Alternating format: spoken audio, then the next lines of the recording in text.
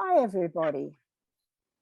I'm Helena Cobban, the president of Just World Educational.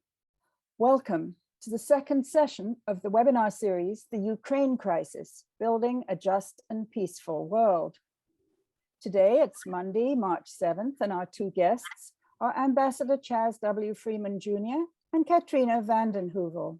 I'll give them more complete introductions very soon. But for now, let me hand over to my co-host, the distinguished international jurist, Richard Falk. Thank you, Helena. It's a real pleasure and honor to welcome Chaz and Katrina to our series, and they are superbly qualified to enlighten us about various dimensions of this complex, confusing, and very threatening turn of events, both geopolitically and from the point of view of international law and humanitarian considerations. So I look forward very much to what they have to say. The video of the previous session that we had in this series with Vijay Prashad and Lyle Goldstein talking with Richard Falk and me, and information about the whole project has been posted on our website, www.justworldeducational.org. Today, we're going to have a fairly free-flowing conversation once again with our two guests, and it'll last roughly 45 minutes. After that, I think Ambassador Freeman is going to have to leave fairly early, and we'll hope to have a chance to say goodbye to him at that point, but there will also be a chance for questions from the attendees, which attendees should put into the Q&A box here. Also, I know that emotions and tempers are very high at the moment. There is a lot of suffering. There's a lot of anxiety. I just ask people to keep their interventions in this process, whether in the chat box or if you're invited to come with us on air, to keep your interventions as civil as possible, because of course there are, as always, disagreements. So now, first of all, it's my big pleasure to introduce Ambassador Chaz W. Freeman Jr., who is a veteran American diplomat whose career highlights included being the interpreter for President Nixon during his breakthrough visit to China almost exactly 50 years ago. Chaz also negotiated in Spanish with President Fidel Castro over the parallel Cuban and South African withdrawals from Angola. And he served as US ambassador to Riyadh during Operation Desert Storm in 1990-91. His books include America's Continuing Misadventures in the Middle East and Interesting Times, China, America, and the Shifting Balance of Power. So we'll come back to you in just a moment, Chaz Freeman. Now, I want to tell you a little bit more about Katrina vanden Heuvel. She is the publisher, part owner, and former editor of The Nation, where she was editor from 1995 to 2019. Katrina contributes a regular column to the Washington Post. In 1990, she was the co-author with her spouse, Professor Stephen F. Cohen, of Voices of Glasnost, Interviews with Gorbachev's Reformers. And in 2002, she edited the anthology A Just Response, The Nation on Terrorism, Democracy, and September 11th, 2001. So a big welcome to both of our guests. And I'm going to come to you first, Katrina, to ask you to provide a quick version of your take on the current situation. I know it's changing all the time. And tell us a bit about what you think it means for Russia-NATO relations. Also, if you have an assessment of the clarity of President Putin's decision-making and the support he has for his policy among Russians, that would be great. Thank you. I want to quote a piece piece. And it's an honor to be on with Ambassador Freeman and Richard Falk and you. Thank you. Anatole Lieven wrote a very important piece for The Nation a few months ago, which laid out at that time the prospects for a settlement of the Ukraine crisis. At that point, there was diplomacy on all Minsk Accords, which I'm sure many know about, and the ability to build a free, sovereign, independent, non-aligned Ukraine. That was a few months ago. He wrote the other day that historians of the future should condemn Russia for its invasion of Ukraine, and will, but they will not forgive the West if we fail to promote a reasonable peace. And the voices of those in the West who favor sacrificing innumerable Ukrainian lives to advance other geopolitical ambitions against Russia have been resisted. Let me speak briefly about Putin. I was on a radio show the other day and asked if Putin was crazy, was deranged. I think that avoids politics. It's simple. We did it with Trump, that he was crazy. Putin came to power in 2000. The first act in power was to give Yeltsin and his family immunity from prosecution for corruption. I want to just select a few dates to understand Putin. 2008, the Munich Security Conference, at the height of the Iraq War, Putin explained to those in attendance that it was no longer a unipolar world and that Russia was back.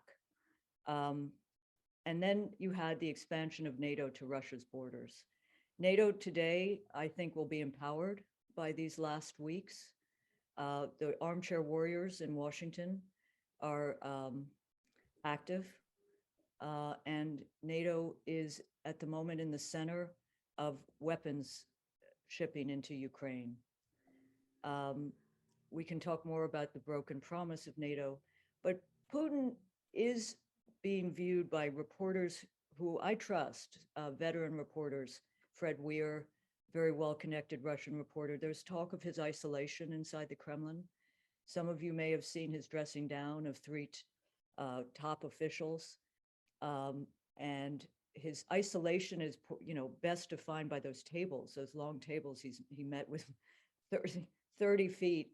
He's been affected by the COVID pandemic. It's reported he's been very paranoid about getting the COVID. But how he's getting information, how he's processing it, is a question, because he's very isolated.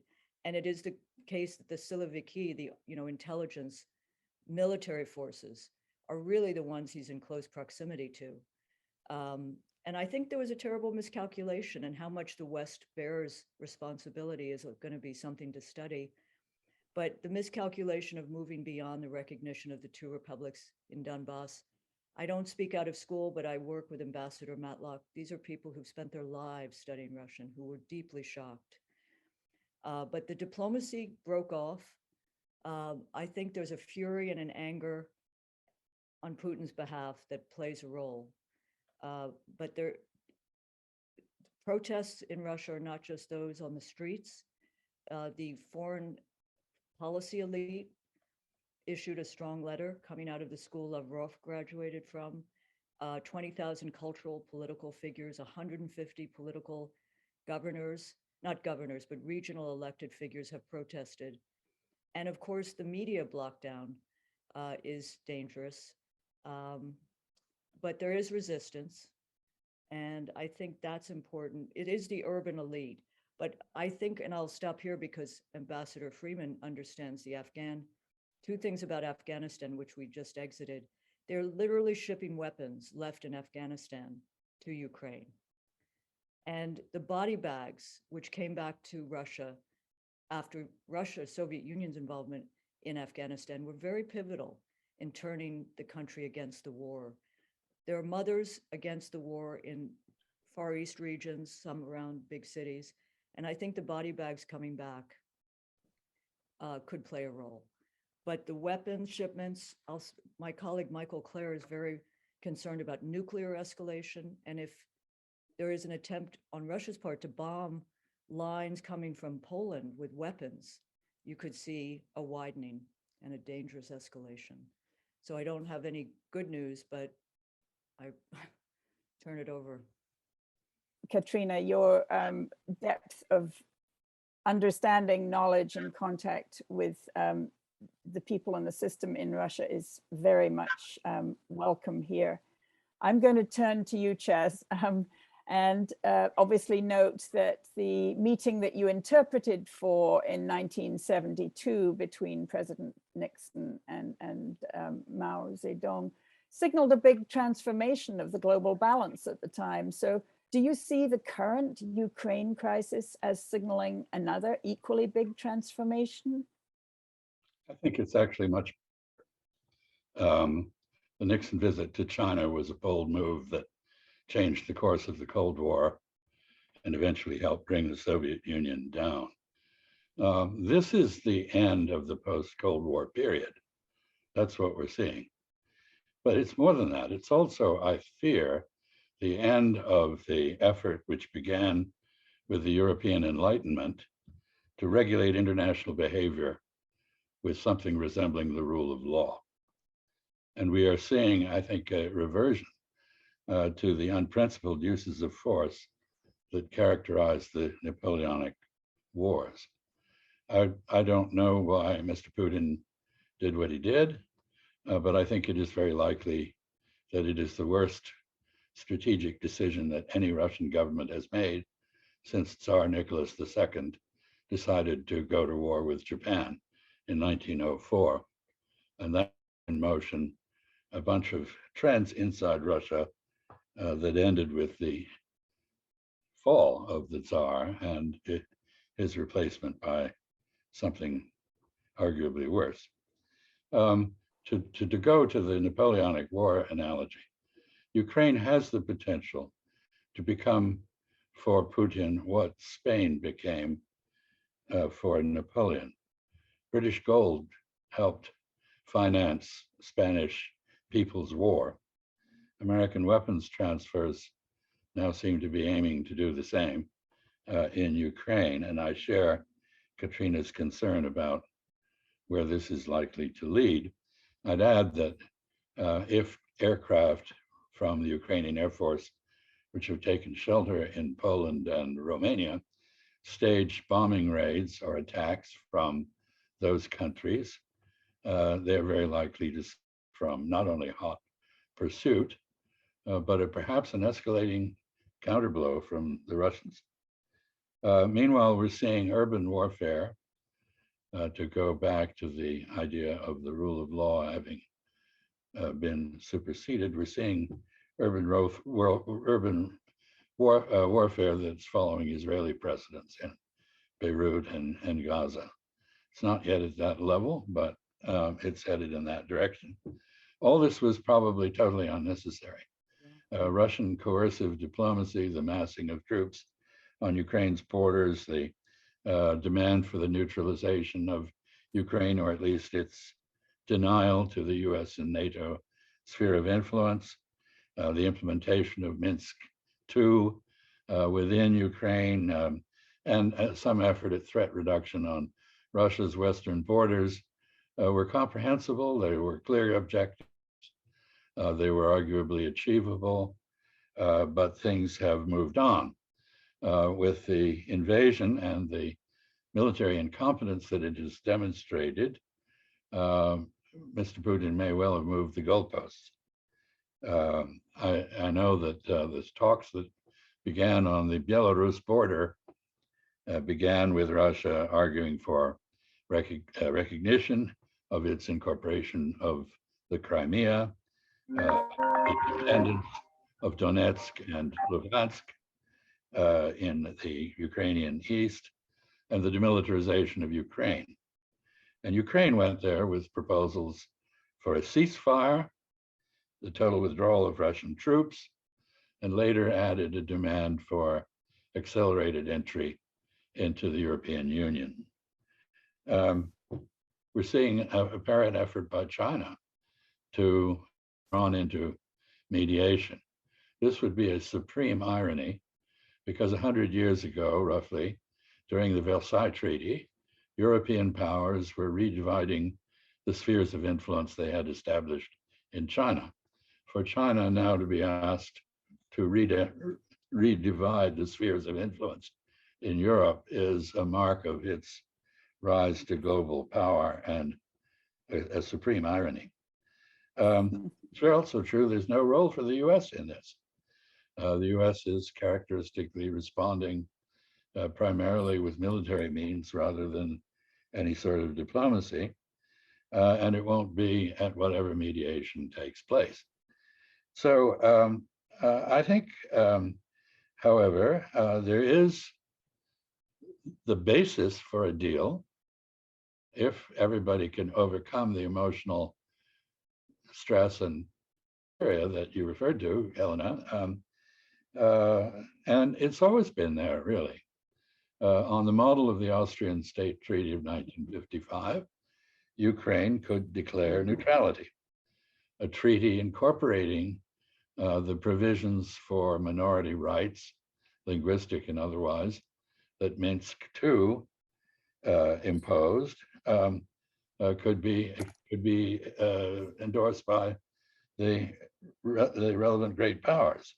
There could be referenda, OSCE supervised, perhaps internationally supervised referenda in Crimea, Donetsk, and Luhansk, leaving the results of those their choices, whether to be part of Russia, be part of Ukraine, or be independent, to be decided by voters. So no leader has to take responsibility. And while there can't be demilitarization of Ukraine, as Russia now demands, certainly it can abjure NATO membership as an aspiration. Finally, I think Ukraine's effort to join the European Union offers an opportunity. Why not couple that with simultaneous membership in the Eurasian Economic Union, something that Brussels, Moscow, and Kyiv could work out, which would enable Ukraine to take on the role that it should have taken on after the end of the Cold War and the breakup of the Soviet Union, namely a bridge and a buffer between Russia and the rest of Europe. So I think that is there, but we may not see that, and we face various scenarios which are really quite frightening. Suppose Mr. Putin loses, but remains in power, and Russia is aggrieved and belligerent. Suppose we failed to incorporate Russia into the councils of European governance, as we failed to incorporate Germany into those councils after World War I. That catalyzed World War II and the Cold War. And suppose that Ukraine retains its independence and sovereignty, but now as part of a divided Europe. These are all possibilities, and we've thrown into the mix German rearmament and a much greater weight for Germany in European affairs than had previously been the case. And we don't know the course of Sino-Russian relations, Sino-US relations, and Sino-European relations. So there are a huge number of imponderables out there, none of them very cheerful, or cheering, I should say. And I'll stop here. Wow, thank you, Chaz, for giving the an amazing global tour de force there, tour d'horizon, I guess. Quite depressing, rightly depressing. So Richard, as a co-host here, I'd love to hear something of your views about I think we all would, about the role of the United Nations in this crisis, where it seems to me to have been sidelined. But perhaps you could look at its role in equally serious crises earlier on, or indeed we could come back to the question of international law that Chaz raised as being itself under threat right now. Yes, all those issues are really part of this discussion that has been so usefully started by Katrina and Chaz. Let me say that it's important to understand that the UN was designed to give political space to geopolitical actors. Otherwise, the right of veto in the Security Council makes no sense. In effect, the UN was structured to say it would not have the capabilities or authority to govern geopolitics. It could, and a Mexican delegate at the time of the establishment of the UN said, we've created an organization that holds the mice accountable while the tigers run free. And that's an important reality. And I would differ slightly with Chaz about this Ukrainian aggression doing decisive damage to the rule of law. I think the decisive damage was inflicted previously by the US in its Iraq regime changing intervention, by Libya, and then if you go back further, by the Afghanistan intervention and the even the Vietnam War. And not only were these damaging to the rule of law by the country that purported to be most committed to that, it showed the reality of this geopolitical exception. International law governs the behavior of normal states. It does not govern the behavior of geopolitical actors dealing with war peace issues or matters of grand strategy. And in a way, that was also reinforced at the end of World War II at the Nuremberg and Tokyo war crimes trials by holding accountable the defeated country, but giving impunity to the victors. In effect, that says, if you win war, it's a kind of geopolitical norm. If you're successful in warfare, major warfare, you can hold the defeated actors accountable without sacrificing your own impunity. And that's inscribed. I mean, I think we have to understand the depth of this geopolitical dimension of world order as it operates. And that leads me to think that what Chaz emphasized in terms of spheres of influence is partly what's at the broader context of what's at stake, because the geopolitical norm was the acceptability of spheres of influence. It's not an international law norm, but it is a geopolitical norm. And when Putin said, and I think it was a very apt quote to call our attention to, this is the end of the unipolar world, in effect, what he is saying is other countries besides the United States have an entitlement to establish spheres of influence.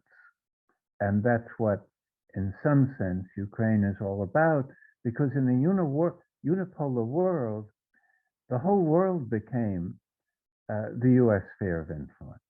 Mm-hmm. It was like a revival of the Monroe Doctrine, but extending it to the planet as a whole. And that seemed to me to be a kind of reasonable reaction, in a way, that we now have either a restored bipolarity or possibly a tripolar world, which has never existed before, or at least not on a global scale. And this calls for this search for what Katrina called a reasonable peace. which I think would be very helpful to get further elaboration. I think both Katrina and Chaz provided some indication of what a reasonable peace might constitute. The Pugwash group of scientists issued their own 8-point program that went along very much along the same lines of ceasefire, withdrawal, neutralization, and an attempt at diplomacy rather than at coercive measures. Let me stop there. Right. Yeah, Katrina.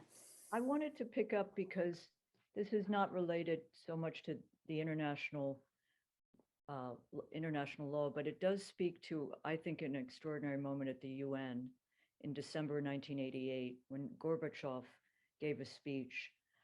Really, it was a moment where you felt the Cold War was over, that Cold War, and it was part of his new thinking of that perestroika era, and it was ahead of its time. It was visionary, but it was realistic. And it spoke of common European home stretching from Vladivostok to Lisbon. Words that Macron, of all people in this last period, used at moments in a quest for a new security architecture more independent of the United States and NATO, channeling his inner de Gaulle. But what is realism? Is it more militarism? Is it more military weapons? Or is it a redefinition of security, which at this moment seems, before this crisis, seems so central to the new thinking of our times: climate crisis, pandemics, global instability, global inequality, displacement of people. So I think it's somewhere the ability to return to a sense of new security and rethinking what security means is critical. And I do think there is the reasonable peace I mentioned is really something Ambassador Freeman spoke of. It is the case, and it's worth going back to see that for a brief moment, and again, it's really lost now, but Putin had on offer to Ukraine, he offered to Ukraine to join EU and the Eurasia Association. It was a tripartite offer, very briefly extended, and then pulled back. But to repeat what Ambassador Freeman said, yes, the neutrality, the buffer, the language rights in Eastern Ukraine, independence and sovereignty of Ukraine. But I think even the very serious advocates of Minsk understand there has to be a new way now because it's moved to a point. But there's a cynicism. I mean, no one wants US men and women, no one wants any men and women going to fight in Ukraine, but the United States will arm Ukraine to fight to the last Ukrainian. And it's a terrible, the ability to find a ceasefire and a quest toward peace, a reasonable peace, seems to me the priority at this moment. And then we turn to thinking about what I was saying. I do think that's really important that you put in the need for the overarching planetary needs right now. I mean, you know, just last week we had the issuing of a new report from the Intergovernmental Panel on Climate Change. And, you know, this crisis is not only obviously, as all military crises do, exacerbating global warming in a terrible way, but it's also holding up wheat shipments that are desperately needed, you know, throughout Africa and much of the global south. So is there a way to get thinking back to the kind of the global good of humanity? I'm not sure there is in the midst of a crisis such as the present, where we are also looking at possible nuclear triggers. What do you think, Chaz, about the, you know, the risks of nuclear engagement? I don't think tactical nuclear weapons are relevant to the military situation in Ukraine. The Ukrainian forces are dispersed, not concentrated. Tactical nuclear weapons would be useful against heavy armor in one location. That's not the issue. The danger is that Russia's basically major claim to be a global power rests on its nuclear arsenal. And there might be a temptation to use a tactical nuclear weapon in Ukraine just to demonstrate the willingness to cross the nuclear threshold. And I think that is a frightening prospect. If I may, I'd like to comment a bit on Richard Falk's statements, which I find myself completely agreeing with. First, I think the invasion of Ukraine and Mr. Putin's constant escalation of his aims there is the culmination of a long process of deterioration, much of it caused by US unilateralism. And I won't rehearse all of the developments there, but there are ironic situations like the vivisection of Serbia to produce an independent Kosovo, which was, I think, the precedent for Crimea going back to Russia. And of course, the wars in the Middle East. I think this is entirely about spheres of influence. The UN, as Richard said, enshrined the concept of spheres of influence in Franklin Roosevelt's 4 policemen concept, which became the basis of the Security Council. At the last minute, a 5th horseman, France, was added by Churchill out of deference to de Gaulle, but also because France had its own sphere of influence, primarily in Africa. So you had that principle in the Security Council, and then you had the Westphalian principle of sovereign equality in the General Assembly, which unfortunately no one pays attention to. So spheres of influence, as Richard said, after the end of the Cold War, the United States basically extended the Monroe Doctrine to the entire world wherever we could, except for China, Russia, North Korea, and Iran. Everywhere else, we demanded a say in the policies and alignments of countries everywhere. So the Russians began with an effort to deny us the incorporation of Ukraine into our sphere of influence.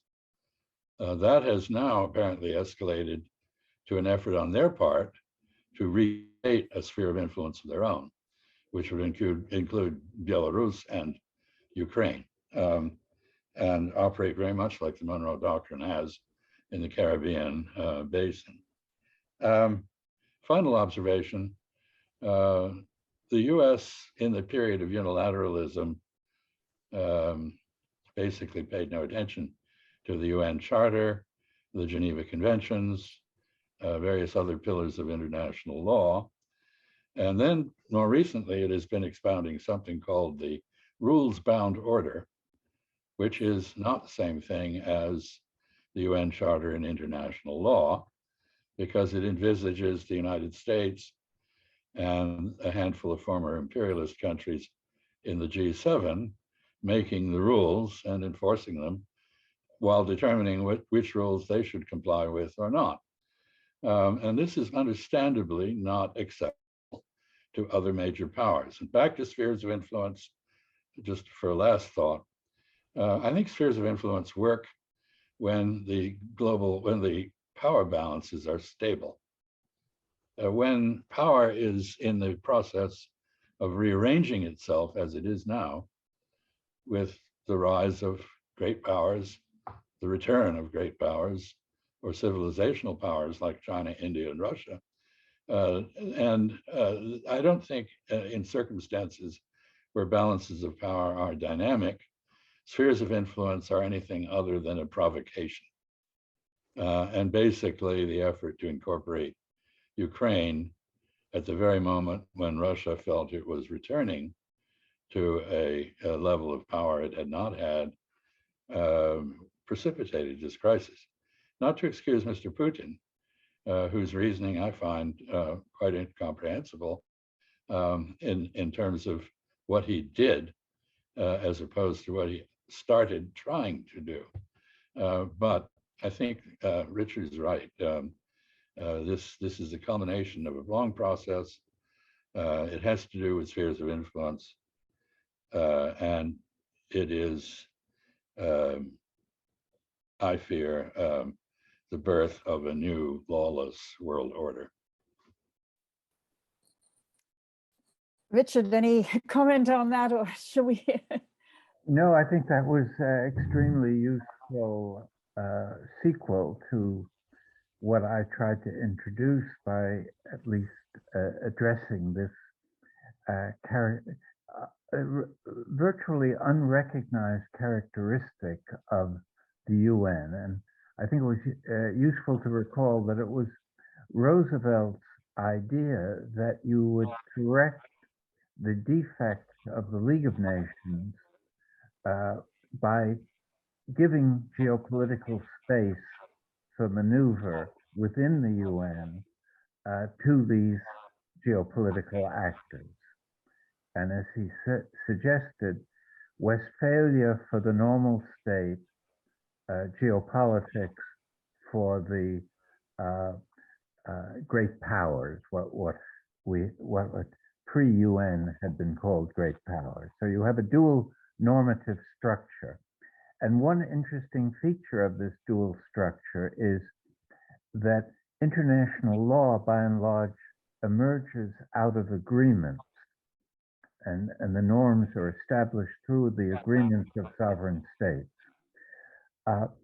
Geopolitical norms emerge from precedents. Mm-hmm.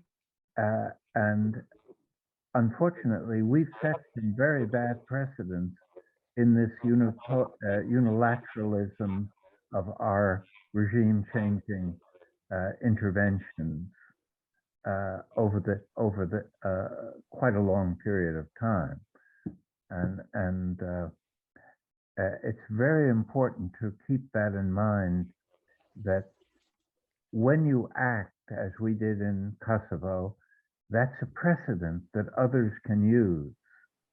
When the US engaged in atmospheric testing of nuclear weapons, it didn't want anyone else to do that, including France, an ally, but it was helpless to object because we had done it ourselves. So in other words, the geopolitical actor can establish a precedent, but it must live by the precedent it establishes. Other geopolitical actors can take advantage of it. Could I just Yeah. ask a few, in terms of your terribly depressing thought about lawless world order, is it possible, Ambassador Freeman, it might be rules of the road made by what we see, the call for liberal international order is not a universal rule of law. It's what we have decided is the rules of the road.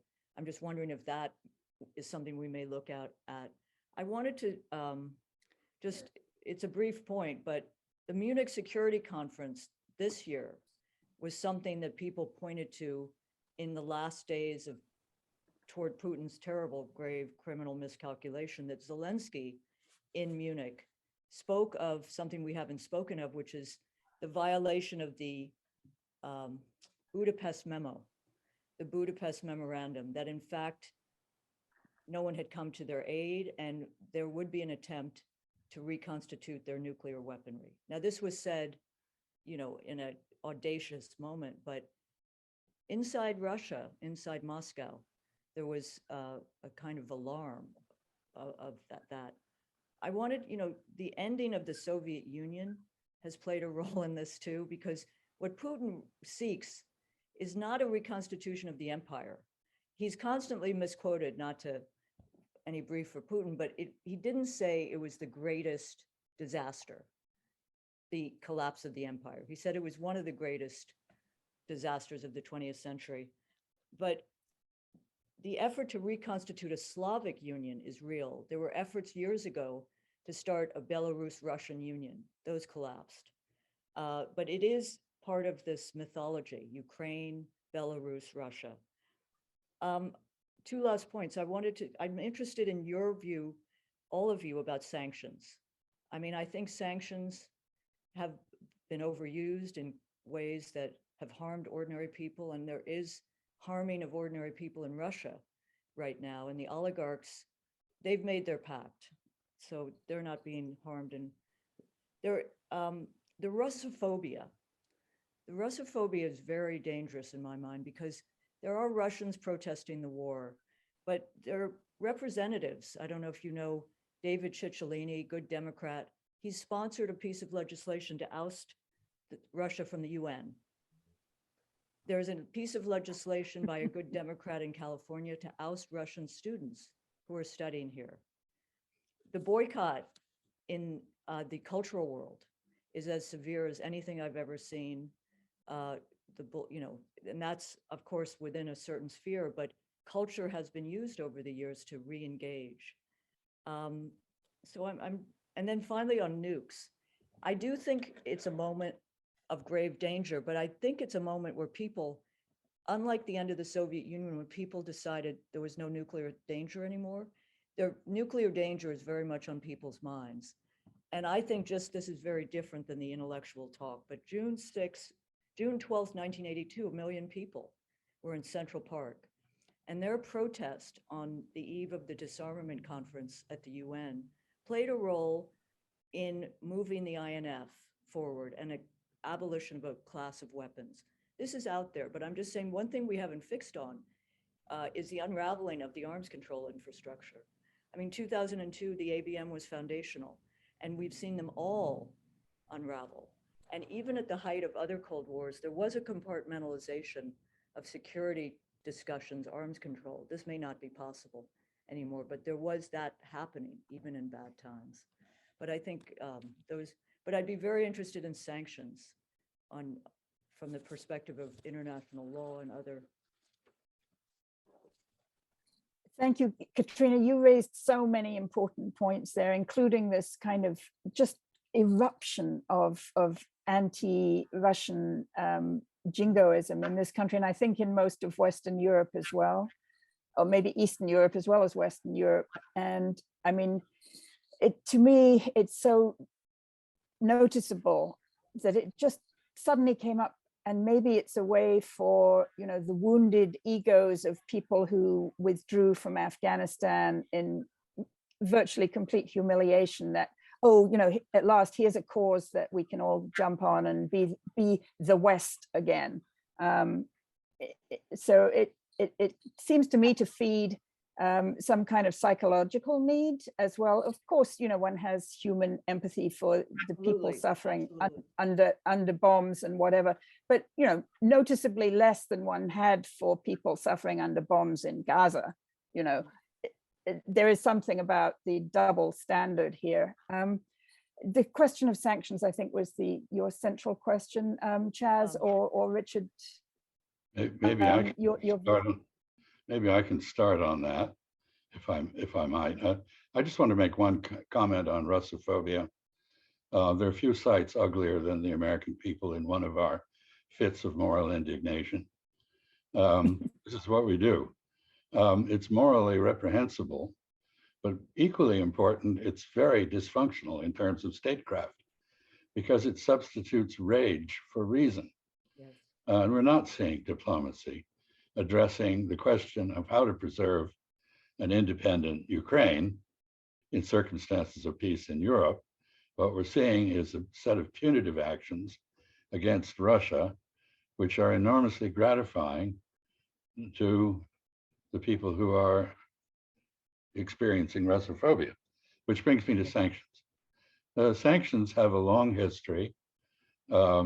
Basically, they have been in the American toolkit since Jefferson tried to impose them and caused the War of 1812. Woodrow Wilson was a great apostle of them and imagined that economic warfare through sanctions could obviate the need for military action. They have an almost unblemished record of failure. In fact, when they have been imposed at their most extreme, as they were in 1941 on Japan, what they do is provoke a reaction, in that case at Pearl Harbor. So if you put sanctions of a sufficient level of ferocity, maximum pressure, as it has been called in the case of Iran or North Korea, you are gambling with an unpredictable response. Sanctions are useful as a threat, as part of a negotiation. That is, if they're accompanied by a yesable proposition, they can help persuade the other side to change course. But that's not what we're doing. What we're doing is finding pleasure in torturing the Russian people in the hope that they will then overthrow Mr. Putin, which doesn't seem to work usually elsewhere. And I wonder why it should work in Russia. Final observation, I think it's very strange that we have statecraft and diplomacy that appears to reject any idea of addressing the religious components of conflicts. Everywhere around the world, we see a resurgence of nationalism combined with religion. That's the case in India. It's the case in Russia. I think my own visits to Russia have not been recent, but I recall being stunned by the degree of alliance between Mr. Putin's establishment and the Russian Orthodox Church. And the rivalry between that church and the one in Kyiv, as well as the one in Istanbul, is a very important underground factor in this whole thing that Mr. Putin rather indelicately has given voice to. In fact, as he's gone along, he has begun to do something terribly foolish, which is to make this whole fight an existential one for the Ukrainians. You're not going to have a state when this is over unless you throw up your hands and surrender. And there are overtones to this in this of remembering Kievan Rus and the past connection of Kiev to the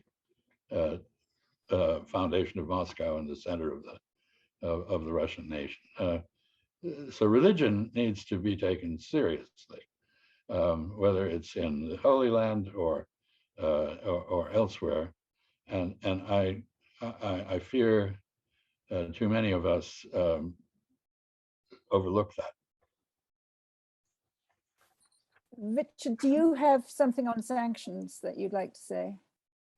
Just a word or two. I think that sanctions are in recent U.S. foreign policy a continuation of its consciousness of having a unipolar control over the global system following the end of the Cold War. That's separate from their usefulness in the context of Ukraine. My sense is that they should have been kept as a sequel to failed diplomacy, that peace diplomacy should have been the priority, with sanctions, as Chaz mentioned, as a residual element of incentive to reach a reasonable peace. And I think if goodwill had prevailed, which is quite a leap of faith at this point, this diplomacy could have worked. I mean, and still should be the primary diplomatic effort.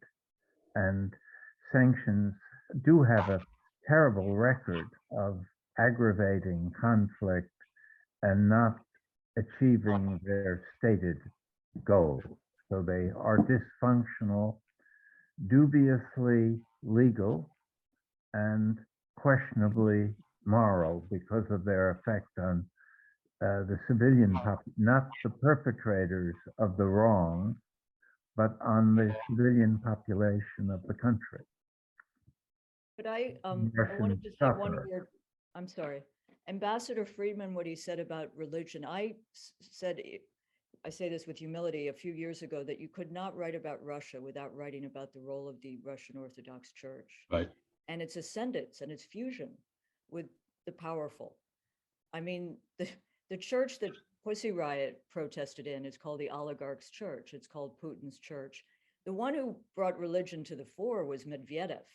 He and his wife were extraordinarily religious, and she formed an anti-abortion group. But part of that problem is that we haven't really learned much about Russia except for Putin in the last years. I mean, it's really been Russia is Putin and Putin is Russia. And I think that allows one, and the horrors of the last days certainly allow the demonization. And someone I don't usually quote once wrote that the demonization of Putin is not a policy, it's an alibi for not having a policy. Right. And I think the ability to see, I think for many Americans, if there's any glimmer of anything, it's the sort of shock that they're Russians protesting as they are. I wanted to say, forgive me, Chechnya, we haven't talked, Chechnya, is on a much, much smaller scale. It was razed and bombed in the ways we're seeing, horrific. It was really Yeltsin's war, and then it became Putin's war, but he came to power in that hyper-militaristic way. And it's going to be 24 years in 2 years, weirdly the same year as our presidential election. This is a different Putin. This is a Putin who is gravely miscalculated and has shot his own country. I think, Ukraine could soon look like Guernica, which is going to be how one gets to diplomacy. Last thing I'll say is diplomacy is not that respected in our country. I mean, I'm in the media, and media covering diplomacy often takes a second, what's the words? It's not up there covering war, the drama. So we need to think hard about the importance of reviving diplomacy, even in this grave, horrible moment. Yeah, thank you for that commentary about the media. Katrina, when I was a working journalist, it was always, if it bleeds, it leads, and there's certainly been plenty of blood in Ukraine, and all this, very touching emotional coverage of the suffering, the undoubted suffering of the people. But, let's get back to the diplomacy. So I'm actually going to come straight to you, Chaz, because you'll be having to leave fairly soon. Tell us whether you think China can play a role in mediating the end of this. Well, I was going to lead off by saying that I don't think Americans understand diplomacy because we burst into the world as a hegemonic power. And in many respects, our diplomacy in the Cold War resembled imperial administration more than it did efforts to persuade recalcitrants to do things our way. I think talks, however, this war in Ukraine is not going to end happily or at all, probably, on the battlefield. It must be ended in talks. And those talks are potentially there. We now have the suggestion of Chinese mediation. I think the Chinese would be well advised to turn to the UN for support in mediation. What's wrong with them for asking the Security Council, which Russia is a member of, to agree to assist them and work with them in mediation, or to mediate with their support? An alternative would be for them to go to the EU and say, we would like to jointly offer our services as mediators. There's not much experience that the Chinese have had in this, but then nobody has really. I think the mediation of the Angola-Namibia settlement that you referred to was one of the few instances where despite the extraordinary unpopularity of the mediation effort, it actually succeeded in achieving its objectives. So I would favor a combined effort, and I'm sorry to say the United States is not qualified to participate in that, because it has to be led by a country or a group which is acceptable to both sides. China is engaged in a straddle that is very uncomfortable for it. It supported the Russian effort to end NATO enlargement. It does not like spheres of influence. It favors a renegotiation of European security architecture. But on the other hand, it is the 21st century citadel of Westphalianism. It strongly supports sovereignty, territorial integrity, and independence, and it has retained a relationship with Kyiv throughout all of this that even as it has refrained from criticizing Russia for sound geopolitical reasons. So it is a potential, it has set itself up inadvertently, I think, as a potential mediator. But perhaps it needs the assistance of others like the UN or the EU. So I would favor exploration of that by Guterres and by von der Leyen and others.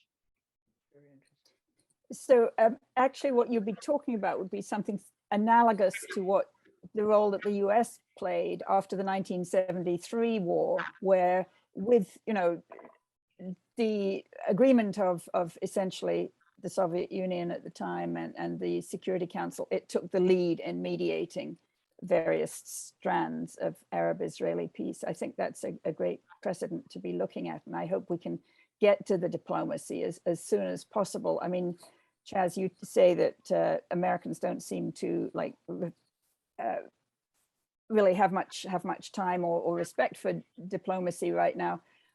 Somebody made the observation that most of the people at the upper echelons of, political elite in this country came of age during the unipolar moment. So they didn't really need to get down in the weeds of how you negotiate, an arms control agreement or, the cessation of the conflict in Namibia and Angola and so on. And that's a really sad state of affairs. I know you're there is no relevant experience at the top of our government at the moment. I don't want to get into personalities, but the focus has been entirely domestic, not international. Even the president, who has been a figure in international affairs, has dealt with them primarily from a domestic political perspective, and that won't do. That won't do. We have two very aggrieved parties with a great deal of anger at each other, who are engaged in killing each other, and helping them to find a way out of that dilemma is not going to be achieved through expertise in American political campaigning or staff experience on the Hill. And I do have to leave. I apologize. I hope you carry on. And of course, now that I'm no longer at the table, you will put me on the menu, and that is just fine. Thank you for your tour de force, which. Thank you so much, Chaz. Really appreciate you being with us and giving us so much wisdom. That was great. See you again soon, I hope. We will move on a little bit. We have a couple of questions in the Q&A section. One actually was, who do you see as potential mediators for Ukraine? I think Chaz gave a great answer there. Are there other answers that we could add to that? I'd be interested in Dick's thinking about Israel. I mean, the prime minister arrived in Moscow the other day with one of his deputies who's Russian. Obviously, Russian Lieberman, I don't know if he's still defense minister, but anyway, I would be interested in your sense of that, because Zelensky, I believe he's there are two Jewish leaders in the world, Naftali Bennett and Zelensky. Well, I don't want to take us away from the Ukrainian Could be, yeah. focus, but there's a lot to be said for that, said about Israel and looking at this conflict from the Palestinian perspective, how it's being addressed by the world and even by the UN. And I think that that Israel, somewhat like China, is trying to straddle it doesn't want to alienate Russia, and it doesn't want to abandon the only, as you say, the only other Jewish leader in the world, or the Ukrainian people. So I think it's well advised to not try to be a peacemaker in this context. As far as the more general comments that Chaz made very coherently, I think the downside of what he was proposing is the more complex you make a negotiating or mediating framework, the more cumbersome it becomes, the longer it takes to achieve agreement. And I really think the urgency of stopping the humanitarian tragedy should be as important as solving the great power dynamic. And that calls for an efficient mediation process that, as Chaz suggested, is minimally acceptable to both sides. So the Security Council, the UN, could be that. I think it's too cumbersome Interesting. for this role, and I think that having two of the countries with veto power Yes. would Extension. now the UN could, if it was so entrusted, in select a kind of mediation, appoint either a person or a government to undertake this, but I'm not sure that's an efficient way to go. There's no obvious candidate to be. Forgive me, we haven't talked about the OSCE. I mean, they have played a role. They did play a role in monitoring the end of the Georgian conflict. I don't have a sense of how efficient, but they have been mentioned as alternatives. Yeah, I think I think the OSCE, which is the Organization for Security and Cooperation in Europe, which grew out of the Helsinki Accords back in the 1970s, just that like a lot of people these days don't even know this stuff. My daughter, who is very well educated, said, well, what does NATO stand for?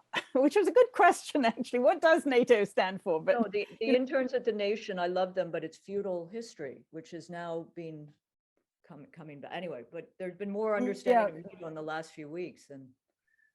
But I'm sorry, OSCE.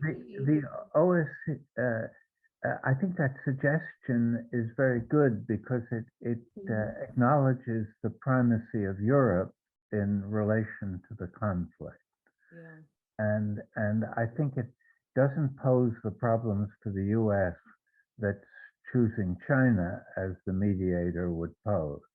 I'm sure that wouldn't be acceptable in Washington. So I think that is a fruitful, and maybe further thought should be given. Katrina, And maybe you should write something along to raise it as yeah, because there is a terrible urgency, as you said, Richard. I mean, this is not a time though one wants to think about what alternatives existed and what could be, but one has to stop the bloodshed. Yes. You know. So we Yeah. do have one other question here in the Q&A, which is how can one balance the need to both denounce Putin's invasion and draw attention to US provocations that contributed to the crisis? I mean, I think that is something that a lot of us are dealing with. Katrina, Richard, do you have any anything to Well, answer? I would, ask your listener, your questioner, and I say this with humility, the lead editorial in The Nation both condemned the illegal, indefensible invasion, but also noted the US role over time with not just NATO, but other issues. And I think it's important in terms of history, but also not morality, but international law and humanity, to be able to hold two things in your mind at one time. I don't think the United States can be exempted from this history. And it's, again, it's not just, it's NATO, I think, primarily in its many manifestations, but it's the unipolar issue. In any case, I think there is an ability to do it. I do think the climate in our country, I can't speak for Europe, is such that if you raise questions about NATO's role, there's a quickness, not just on Twitter, but to be called a Putin puppet. And I think that is, and not just on Twitter, but if you recall before the war, there was a very good journalist from the AP who asked the defense secretary spokesman, I'm skeptical about the intelligence you're producing. And the press person said, you're parroting Russian talking points. And that's how, you need a skeptical journalism. You need to ask questions, and it shouldn't be defamed by smears or, That's a great point. I think that was probably Matt Lee of the AP who was asking for the evidence for all these assertions that were being made, and nobody else was doing it in the New York Times or the corporate media, and that was exactly what got us into the 2003 invasion of Iraq, that, Colin Powell went to the UN with all these assertions that had already been refuted in many places. But the mainstream media, and particularly the New York Times, were just, cheerleaders for the war effort and never asked for his evidence to be tested. And, we know the disasters that the invasion of Iraq visited on that country, on our country, on so many other places in the world. So that was a great point. I think we're probably going to have to wrap up now. This has been a truly amazing discussion. Would either of you like to just say a couple of last words? I have a secular prayer for a ceasefire and an end to the blood. And if there's a way to find a reasonable peace. Richard Falk many years ago came up with the cover for our issue after 9/11. It was a just response. And I think a reasonable peace, because we can't hope for too much, but ceasefire and end to the bloodshed. And I will say, let's not forget the humanitarian conditions after we hope this crisis and war ends. We've seen that in too many places. Afghanistan, we've left. The humanitarian needs are such in other countries. So just a plea for humanity in a time of barbarism. Thank you very much. Richard. Yeah, just to echo Katrina's very important points about ending the bloodshed and not forgetting the people of Ukraine. I mean, those two things seem to me to be appropriate priorities that have an urgency behind them. And the conceptual point I would make at the end is that it is important and appropriate to both condemn the aggression and to condemn the geopolitics that created a context where conflict would cross violent thresholds. that there is a geopolitical dimension that cannot be excluded, and that the idea that these few states have the discretion to use international force when their strategic interests are served by it is something that the world should not be willing to live with much longer. Well, this is sadly going to have to come to an end, but I want to thank you, Katrina, very much for being with us. An honor. We have a lot more to talk about. This crisis is going to continue. It's going to unfold in different ways. I think, Katrina, you held us completely onto this straight line of let's get a ceasefire. Let's think of, alleviating the humanitarian distress, and let's figure out how to build the just peace for Ukraine and for the badly damaged world system. We're going to be having 2 sessions of this webinar every week through March 28th on a Monday and a Wednesday. So we hope that our present guests will come back and join us as they are able. And people who are attendees here can find details of the whole upcoming schedule at our website, www.justworldeducational.org. At the website, you will also find a donate button. We really are running this whole project on fumes, and the more you can help us, like send us a few more fumes, or large buckets of fumes, massive great checks, please do that at the donate button at our website. Also, when we close down and when you exit the webinar, there will be a little exit poll. You can really help us if you fill that out, because it helps us plan our programming better. So Katrina, vanden Heuvel, thank you. And Richard, see you again on Wednesday. Look forward. Very good to see you. And I thank will you come back to Katrina, watch. for adding so much to this. Thank you. It It was really interesting to hear you and Helena and Ambassador Freeman. It was extraordinary and very helpful in this moment. Thank you. I'll just tell you all that when we will post the video of this onto our YouTube account, we'll post the audio onto our podcast account, and the transcript will also be on our website. So do just go to, actually it's this link, where you'll find all those resources, or just go to the front page of our website, www.justworldeducational.org. And thank you all very much. See you again soon. Thank you.